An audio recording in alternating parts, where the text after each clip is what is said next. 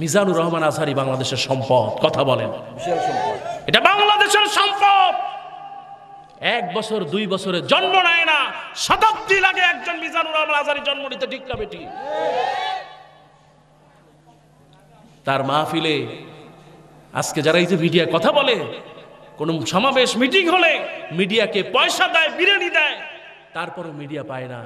কিন্তু তার মাহফিলে কোনো পয়সা নাই, খাবার নাই, রাতে ঘুমানোর জায়গা নাই, হাজার হাজার মিডিয়াকে লান দিয়ে থাকে। কথা বলেন, মোহব্বত কার?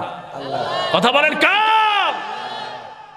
যেই যুবকরা পঙ্গপালের মতো তার মাহফিলে ছোটে, এই 2-4 জন মন্ত্রী আর 2-4 জন আমলার কথা দিয়া জনগণকে মিজানুর রহমান আজহারি থেকে পিছনে হটানো যাবে?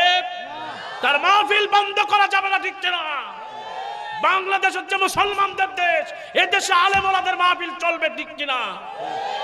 আল্লাহ ভাইটার হায়াত বাড়িয়ে দিক, বলেন আমিন।